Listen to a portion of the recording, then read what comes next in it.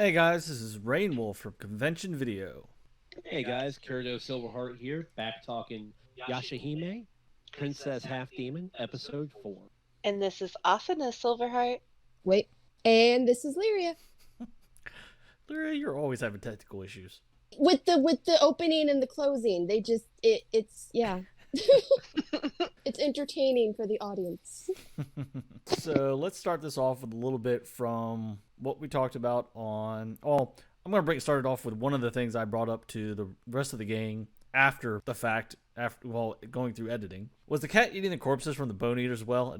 Is that why it's not fat anymore since the well is closed off? I mean, that's a possibility, or it could just be, slimmed down with age or something. No, I think he was eating the corpses. It's like a demon corpses. No, plus, no. His lifespan should be long gone. Same like Grandpa. Grandpa should be gone too, but maybe Grandpa ate demon corpses as well. So let's start this off with so we have Moha with the old people. Then you got Bao the cat just sitting on the fence. Moha's making the comment of, "Oh, I'm probably 450 years older than all of you," which I thought was hilarious. Grandpa walks up. He's like, "No, you look like you're fitting in pretty well." And then he's back up to his old little gist for the people that know Grandpa fairly well. Oh my god, this scene with the Kappa foot. I love her response. Like, immediately she had that same look that Kagome used to always have of, what the F is this, Grandpa? And then, like, 2 seconds later, she's like, this is the best thing I've ever been given. I love presents. I'm just like, I'm done. I am completely done. He thought it was appreciated. Yes. Yeah. Which I'm still not 100. I think in a way it was. It's so hard to tell with Maroha if she is truly appreciative or if she's pulling a Kagome, like, where she's like, I'm going to act like I appreciate this. It's really hard because she has the personality of both her parents. Yeah, well, she does not have Inuyasha, like, you'll find it out later, like, she does not have Inuyasha's inability to tell a lie. She definitely has the hustle, like... Oh, yes. It reminds me of back, like, when Kagome and Moroku used to do the hustle. Like, you remember how they used to hustle and, like, they're like, yes, of course, we're great demon hunters. We'll gladly sleep on this pile of pillows in your living room. Like, yes, we'll take all the food you're going to give us. We'll gladly have, like, they used to always do that stuff, like anything to just be a little bit more comfortable and live a little better. They would always do in the hustle. And then you just have, Inuyasha over here who's like, but we didn't actually kill that, like, just telling the God honest truth.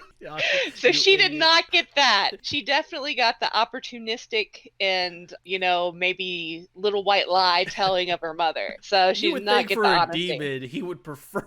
Yeah, he just does it. He does. It's almost like a naive, like, he doesn't realize how humans work. Like, like. And after that, pretty much the root demon pretty much notices their presence now from what Moroha's perspective is on it. Yeah, she sees him, like, go on over to the, like, she sees the root moving toward the tree. While she's hugging Grandpa, she's like, what is that? I noticed this. Yeah, there's her moment. She found their way home, yeah. Then we have Towa at school. She's daydreaming, and then the professor pretty much calls on her to pretty much speak English. She's making the comment of, oh, I probably won't need this in feudal Japan. Yeah. Why is it that I feel like there's going to be a moment, there's going to be this Englishman that came across the water? She's going to suddenly need that. I don't know. There'll be it'll play into something. I'm sure they'll find some writing or so. There's going to be something that is going to be useful to her. Chekhov's English lesson.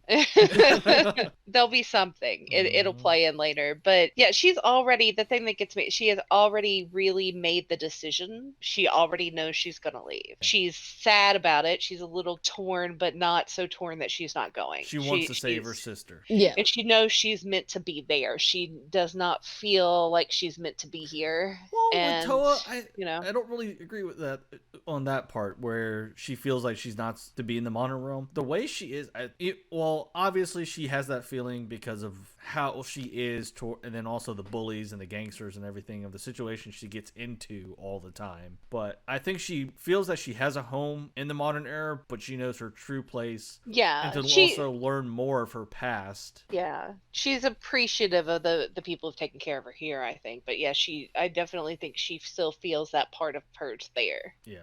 That's the stereotypical abandoned orphan backstory. I want to know where I came from.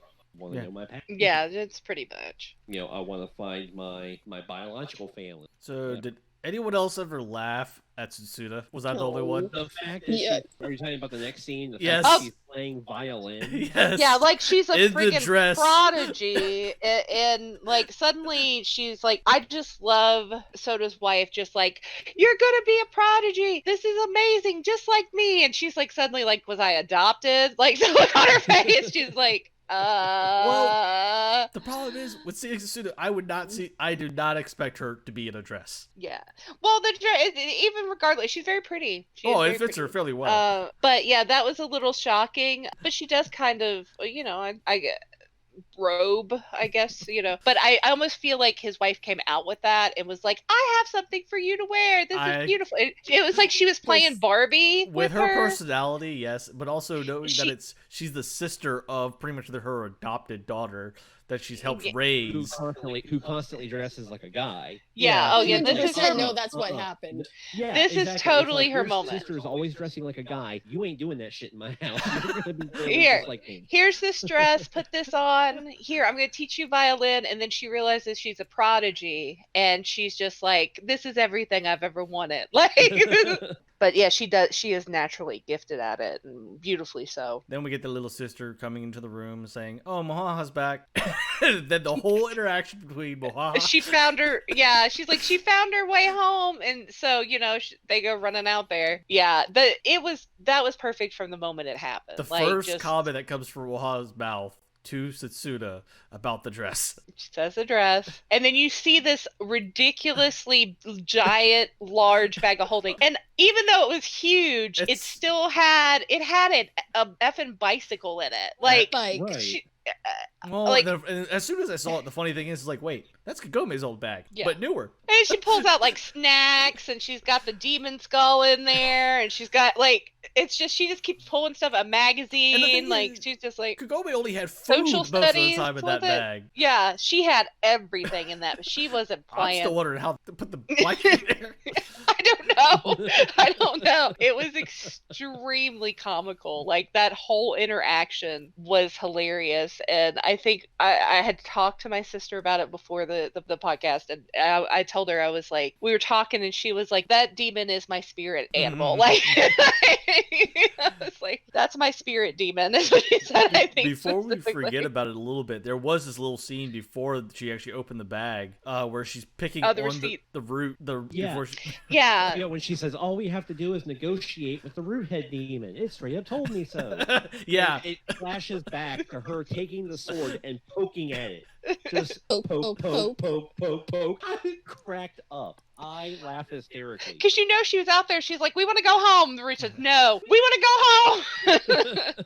And I'm like, Setsuda, are you there? It's like, do you expect Moha to do any research? She's gonna threaten it out of somebody. I feel like, or pull those proper words to get the information. Yeah, I feel like, she's got a little bit of the hustle. I do feel like she's smarter than her father, so a little bit more inclined to her mother's thinking. Smarts. Yeah, she kind of like planned it. She's still very free spirited, and it's even said early on, when they have the flashback of them in the bedroom where they're talking about the dream butterflies stealing, and how are we getting back? And she's just like, we'll figure it out. So she has that go with the flow attitude of her father, but she's also, I think she has this thing where it's like, we'll figure it out, and if it doesn't work, I've got a backup plan. Like, so I got plan B. She's definitely she's up there. She's a very good character. I think they balance the personalities just right with her. She's fantastic. With only having one child and bringing some of the nostalgia from both of them. Yeah, it's like, it's just like super fun. Like, and it's definitely different from the twins, and where they each have a different personality as well. So Shermer only really had one emotion. That was it. He had others, but he never showed them. Vague and different. Like there were things. Yeah, he never had an outward. Like, he was definitely more of a person of action, opposed to and words, things that he would say. Like, you could tell the underlining in the words he would say. He wouldn't change the emotion. He wouldn't necessarily get riled up. It was always a very cold, calculated with him, but it always was the underlining of his meaning was there. Like the words were honest. It was always he would truthfully say what he felt too. Yeah. Kind of like Inuyasha, but only he did it in a much more eloquent way. He also was, he meant it. Like it was gospel to him, and he was just straightforward with it. But that's the way he was. So it is definitely, you can definitely see, I think, with like Inuyasha and Kagome, we definitely had their range of emotions and their behaviors. So I think Moroha is definitely the perfect combination of that. So they've done really well with that character. And the voice actress is amazing. She's hilarious. Like just the way it's very upbeat. Like you could just hear it in the tone, even if you're reading the subtitles. Like the tone, the voice, it's just great. Love it. And then we get Towa walking up.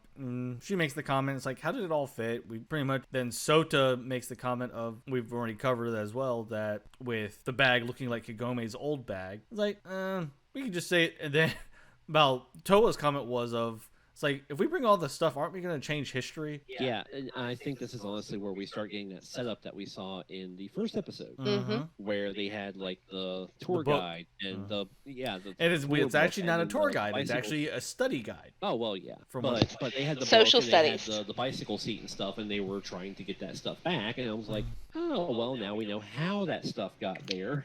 Well, from the look, in the giant bag. From that bike seat, it could possibly be the bike seat from the one that's in the current bag, or it could have been an older one because the way it looked, it had some age to it. But I think that might be something that's coming in the future, because we'll find out about what the whole storyline and plot's pretty much going to be. So there's a possibility of, in the first episode when we first see them, that they may not even be in the time that they go back to at that point. Does that make sense? They may be in a different time farther ahead, but still in the feudal era. Yeah. Well, so it's like you've got some space and some time there with stuff, but we'll go over that more when we get to that point. The Moha's is like, oh, it's demon magic or ninjutsu or something. Yeah, she already has it figured out.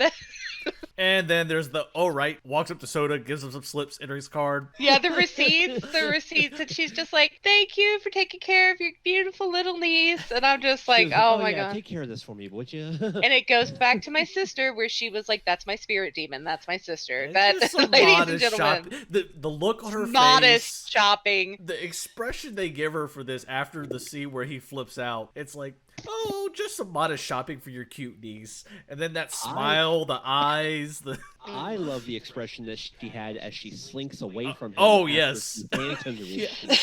Like before it's just a modest shopping. That whole just like devious little evil grin. And so does eye look. Yeah, and he's just like smiling. There's like the sweat on him. He's just like, yeah, it's great. Oh my God. Luckily, he makes good money. Yeah, he's probably thinking, he was like, where the hell's my sister? Like, it's like, where's the other one? Hopefully she didn't go along with this trip. Yeah, pretty much. That's one of those, if I ever see Kagome again, she gonna owe me some money. What money? She's a fucking feudal hero. She should have buried me some treasure and left me a map. Yeah, there you go. Well, bringing that up, that's a funny thing, because I actually kind of thought about this earlier. It's like, there's a way Kagome, I was like, pretty much Kagome could communicate with them in a way, but there wouldn't be any communication back. The time capsule system. Yeah, I see where you're going with that. Yeah, but yeah, I think that was great. That whole interaction was wonderful, and it sets up everything for the next. I think we needed that too, because it does get very intense a little bit later. It picks up quite a bit in the next couple, a little bit. So we jump over that Sota is in Kagome's old room with Towa. Then it's like, oh, Grammy said you're up here, and she wants to talk with Sota. Pretty much it's asking him if she's okay to go. But they also bring up the book with Kagome and Inuyasha. It's like, I find it, okay, Towa brings up Kagome in the pictures, but there's a few pictures of Inuyasha there. Why does she not bring up, how is there a half-demon or a demon here? I think that's not something, she may already know. It may be something Towa's already been told by Sota. It may also be that she's not focused on that. What she's focused on is that she and he explains about his sister and how she went back. She's focused on that. She's also focused on that because because I'm sure she's heard them talking Yeah. about Yeah, Kagome. This, Maroha's Kagome being Kagome's daughter. So Yeah. she's curious about that. Yeah. She wants to know about that. So it may not be her sole focus. Plus, she knows that he was close to his sister, and his sister's not there anymore. So I think that's what she's trying. His sister And and to pretty much convey. her husband. Yeah, Most of but the at that pictures- time, it's that bond. Yeah. Because at this point, just Soda's kind of like, yeah, you should go. It's kind of like, well, yeah, my sister's already broken my heart. I patched that shit up. It's your turn to break my heart. It's fine. Like it's kind of that. It's showing that bond, Yeah, but he not also only explains that he knew yeah, sooner or that later. closeness. Yeah. That she would leave. Because it was just like his sister. Like, and I mean, I think that's what it's trying to convey the most is that emotional attachments that you have to your siblings and even your children, or your parent, that eventually everyone the baby bird has to leave the nest. Well, and she also Or in felt this case, bad. fly into the past. Well, she also felt bad of all the trouble she brought up She's to him. caused him. And he was kind of like, oh, you should have seen the shit. I got it with shit whenever Inuyasha would pop up. Crap he would get into. Then it pops over to the nighttime. They're at the tree. They're pretty much doing their final goodbyes. We actually get some moments of pretty much not grandma's talking about Kagome or asking to give her regards to her. And she's like, even though I don't really know her. And that's really the first time she let on she didn't know her mother. Yeah. Like, that's the first moment. And that makes me think Maroha up to that point was probably like, I don't know who these people think I'm related to, but okay. Well, like, if they're going to give me stuff. I'm wondering, I know how we had Towa in the room as well. But since the window was open, and the shenanigans Inuyasha would normally pull, he would come in through the window instead of the front door. So, what if Towa actually came into the room while they were looking through the book and then looked down at the book? How do you think that would have gone? I don't know. She might have been interested in it. She might have been, I don't know. Like, that's the thing. But she didn't. No. So they didn't have that in there. That was another thing. Why didn't Soda take that and it's like, oh, let me show you some pictures of your mom? Like they just totally left that poor child out. Like that would have been a perfect guess, thing for her, in my opinion. Yeah. But I don't think they knew up till that point. They were still under the assumption she must know her mother. She must know her whereabouts of her mother. Yeah. I would find that distressing if that were me standing out there and then she's like, I don't know her really. And I'd be like, well, what the hell happened to her? Yeah, they were still very like, oh, bye. See ya. Okay, we love you anyway. Grandpa's crying, but Grandpa's been crying for the last 10 years. Grandpa's always crying. Crying, yeah. That's what I said. Last 10 years, Grandpa's been crying. So it was very odd. Like, it was a very odd moment. So and then then you got the little one screaming at Setsuna, Moha, Towa, telling them to come back, and then Towa's like, I'm not sure if and she's trying to explain it to her that she wasn't taking no for an answer. Yeah, and if you've ever dealt with a toddler, that is the most true thing you've ever dealt with. That part literally took me right back to an episode, like I think it was episode 2 or 3, when the little sister was just like, you're supposed to just tell me you promise. You don't have to necessarily mean it. You just have to tell it to me. And it's just funny, and now we're going. After forcing the other two to promise, even Moha goes up to the tree, makes the offer with the root demon about the 3 beads. Then he gives them okay to do so. They open up that portal though, and it sucks it sucks their stuff in. Yep. Like, and Moha just starts going, "Hey, that's my shit." Yeah, and she jumps in like she's Gollum after the ring. Like she's just like, hey. And Susuna's just like, well, because she got the violin too. She was given the violin, and she's like, well, I guess that's my stuff. And then that's that idiot. I have to make sure she's not causing problems. So she goes in, and Towa's still standing there looking at everybody, and just like, out, not sure. Yeah, she's still, having that moment, and she just thanks them all, and then she goes as well. And then we got the things going on the other end of the bridge with Lady Kade. Kade. Yeah, I can't pronounce today. My words. So I'll pronounce the names. You've got that. Then we got Kalala. Then it was like, I'll go notify Uncle. I was like, I think Uncle knows. There's a giant like rainbow spirit bomb in the backyard. Like, anybody else see this? I'd be that smart ass. I'm like, I think he knows. That they're passing through the corridor. They're talking for a bit, and then Setsu is still giving Towa "don't let your guard down" pretty much speech, because this is the future world. This is not where you came from. Things are going to be a lot Yeah. more rougher. Demons Maroha's still like, don't roam. slow us down. Yeah, Roja's like, it's fine if you die, just don't drag us down with you. And that's so. And then they actually get. Then we got this little scene before them. It's like, I shall let a root head dream. She puts the root head to sleep as he's waking up as they're going through the portal. They get dropped off. They're pretty much underneath the tree already, I would say, or in a section of the tree underneath. It looks like to me. And come to find out, this is actually the form. The sacred tree actually takes the form of Kikyo. It is not Kikyo herself. Yeah, it was when the tree spirit comes to them, the tree spirit tells them this is a borrowed form. This was from the arrow, this was the essence of Kikyo that was from the arrow that shot through Inuyasha. And, this is the form it's chosen to take. So that's not how that spirit looks normally. But I'm sorry, but thanks to Reddit, I can no longer not say the Tree of Ages incarnated as Kikyo. It is literally become now Trikio. Trikio. Oh It's my Trikio. god. Oh lord. Trikio, yeah, I think Trikio needs to be a thing too. Yeah, and Trikio has like a message for him too. And then she even brings out the daughters of Tsuchomaru. And then Murahana's like, but wait a second, sorry, but I'm not Tsuchomaru's daughter. Yeah, she was I like Maruho was like, I was right. Then she's like, but I'm not his daughter. What about me? I'm amazing too. She pretty much tells her to shut up. Yeah, says her name, and then she's like, oh, you know my name too? Like, oh, Finish God. my story before you talk. So we got all that. Then it's like, how do you know my name? Then they're asking, it's like, okay, so what's this request that you have? I would like you to slay a certain demon. You got it. It's Roothead. Nope, not Roothead. Yeah, Kirimaru. The Beast King.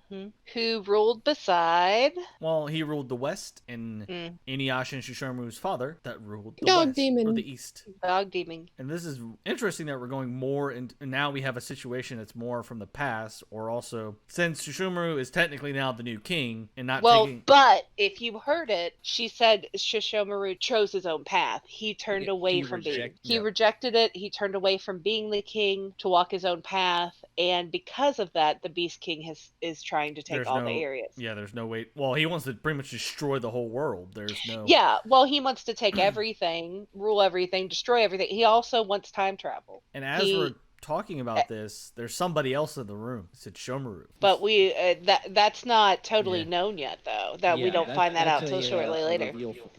Yeah, that's actually something we see later. But the thing is, the girls do the most Shishomaru thing ever. Because she explains to him, I want you to kill the Beast King. And then they're like, why should we? And it's like an immediate refusal. Yes, as soon as just like, it's not our fault that Shishomaru, punked out and doesn't want to, live up to his end of responsibility. If he's the reason why Kirimaru is wanting to, seize control of everything, then he needs to be the one to take care of it. Yep. And the Tree of Ages, or Trico, literally looks at her and goes, oh, well, see, that's the thing, is one goes down, the other appears. You have to kill them both. And that's when Towa is just like, no, I might not know him, she might not know him, but that's our dad. And Moha's like, I'll do it. Yeah, Moha is totally down to murder both these guys. To end of what means, I don't know. She wants the bounty. She really wants. Yeah, I could see that. She's definitely down for both of this. She's also just in shock that they're refusing. But the twins refusing to do that is the most Shishomaru thing either of them have done. Well, one because it's pretty much like, go do this. F you, I'll do what I want. Like, that's the most Shishomaru thing ever. And the funny thing is, and the thing is, there's two different reasons. One is because, okay, if Shishomaru is our father, why would I want to kill my own father, pretty much, from Towa? Yeah, they're two different sides. It's very interesting. And then you got... The other one's like, let him clean up his own mess. This isn't my problem. He's not my. It's like I don't even know my He childhood. ain't my It's dad. like I don't know who this Shishomaru is. Yeah, she could give a rat's ass. She knows he's some demon who messed up. Yeah, it's funny. It's not my monkey, not my circus, but don't mess with my family. Yeah. Yeah, they're two completely different coins there. I think you see the personality types there. So it's very interesting with that.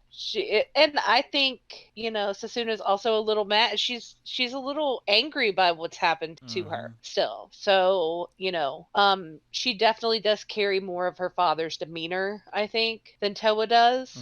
Where, she's definitely the more strong, silent, I'll kill you, stab you, I don't care if I have to type, but she's like, this isn't my problem.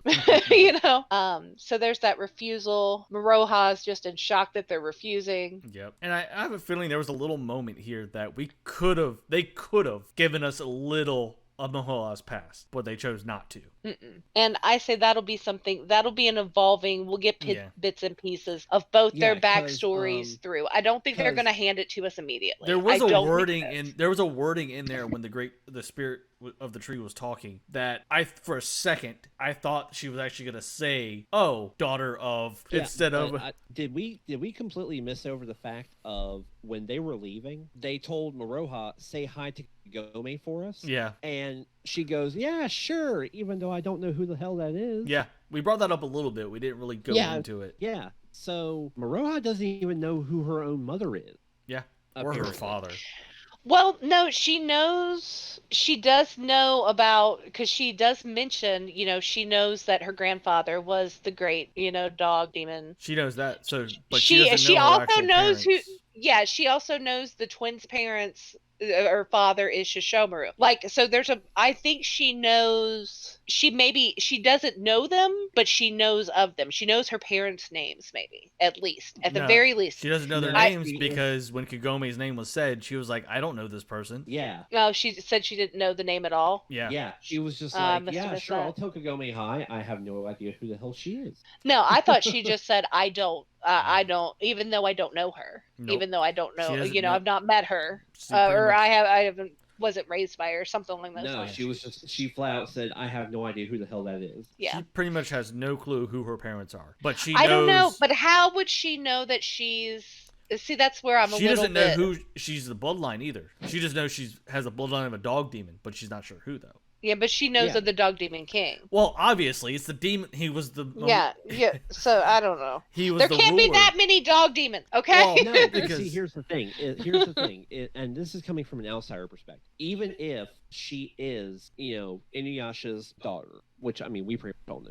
But she would still have the ability to, if she was familiarized with that particular scent line from some kind of interaction or object connected to somebody from that bloodline, she would recognize the smell of it. And Shishomaru is a well-known living demon right now, so right. So there's no saying that at some point in her past she didn't come across Shishomaru or have.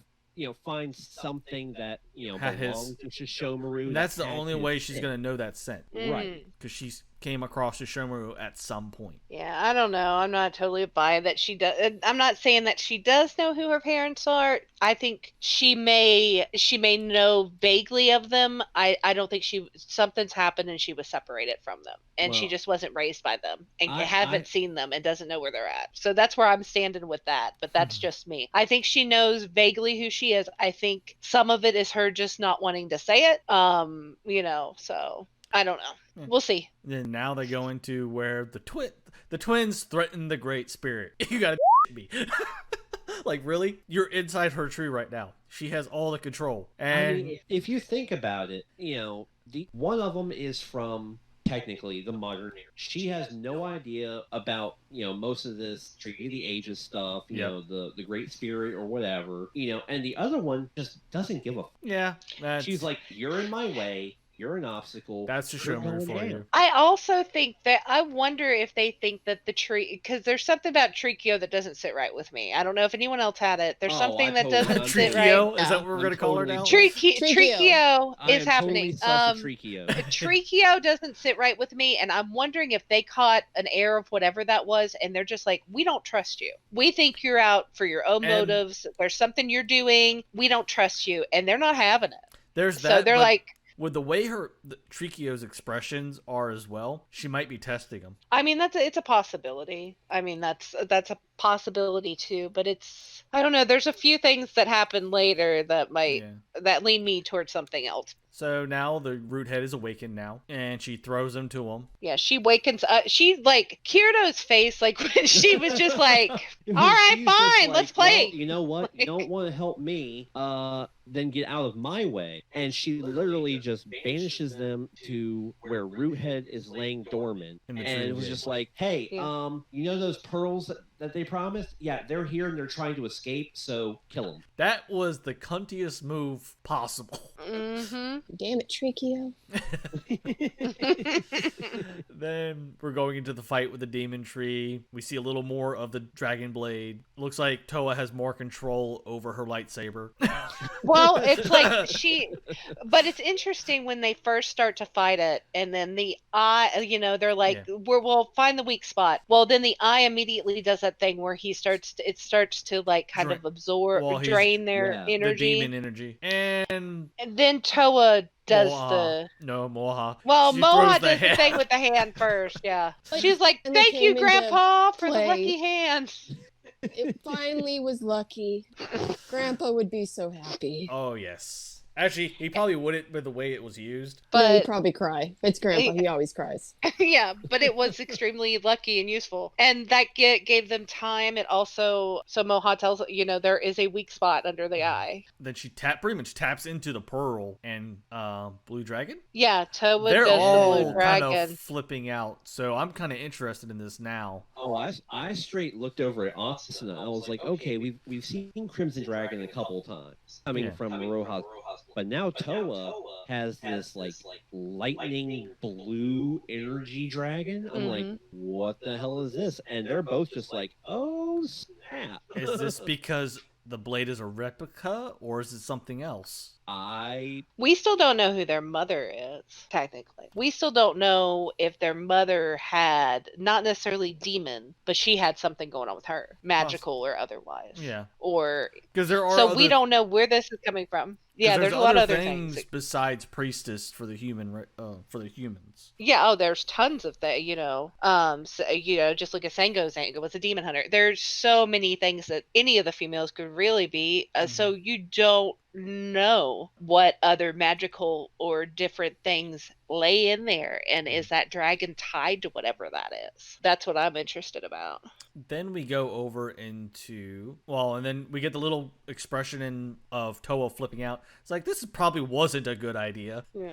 Because now they can't get back. Yeah, because after they kill the tree, they fall, they go forward, and everyone's waiting there. Yeah, and she realizes, she was like, this tree's closed. One The of two door's ways closed. they could get back. Either they figure out how to use the pearls properly. 2, Trikio lets them go. Trikio, they apologize and beg for forgiveness and lie their ass off again. It's like, that, or they end up doing her task, or they end up doing something, because I'm still leaning towards a test, definitely with the way things went with her expressions when she was talking with him, but also this point where she's at this tree with a person in it that we come to find out is Rin. Yes, an aged up Rin, an older Rin. All fits the timeline. All in white. My concern is, I can see it Rin becoming a priestess, though. Well, Rin looks like she's in stasis. Or a sacrifice of some sort.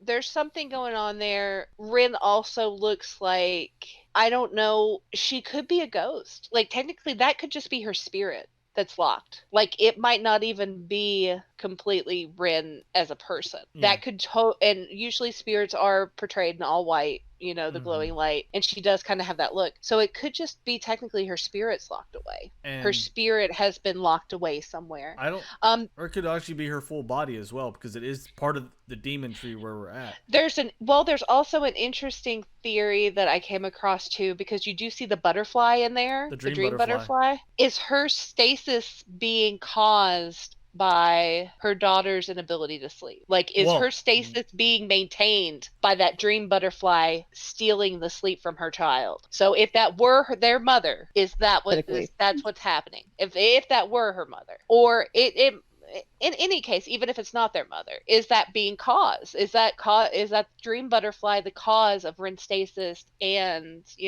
that, or is that a tie? I'm just curious of that. And the one thing I kind of bring up, comment that Trikio makes when she's looking at the tree, obviously from the way her comment is, somebody else is there with her. If you forsake this girl, she will never awaken. And come to find out the person that it is zooms out, and guess who's there? Shishamaru. And this can't be a spirit because he's not dead. He's not a spirit. Well, no, that's what I'm saying. Isn't her spirit locked wherever she is, though? Yeah. Because any of the living can see spirits. So it's possibility that she's locked inside of something as a spirit. Does that make sense? Yeah. And so they're not in the spirit realm, of course. But they are, wherever they're at, which is in the tree currently, is her spirit just locked in there? So he can see her spirit, know she's there. But they do say I also think that there's a possibility she is alive too, because of the way they say it. If you forsake her, she'll never wake up. Yeah. So that gives me the concept that there is a possibility she'll wake up and that she is still alive. There's the possibility of that. But the thing that got me was he turns away and walks away. And with Shishamaru and how much we all know he cares for Ren, it's like, what brought this about to have Ren in such a state? Well, and then the spirit says something interesting too. Maybe perhaps it's better this way. That she's so, I don't know why. There's possibly more to Ren there that we know of. Did Shishamaru cause something that inadvertently harmed her, or caused him to have? Maybe he had to do something and make a deal with this tree spirit to save her. Like, he had to put her in the stasis. Like, you don't really know what's going on with that, other than that he's kind of indebted to that spirit. There's something where he's with him in Trikio, going on with him, Trikio, and then of course Ren. So I, after watching these discussions and segments with Trikio and everything, I started kind of trying to piece together a theory in my mind. And I did a little bit of digging around, and on Reddit, I actually found somebody who had a very similar theory string as to what I had. So I will go ahead and say, Reddit user Glass Dolphin But Whale, thank you for helping me kind of piece together my train of thought a little bit more. But I have a theory.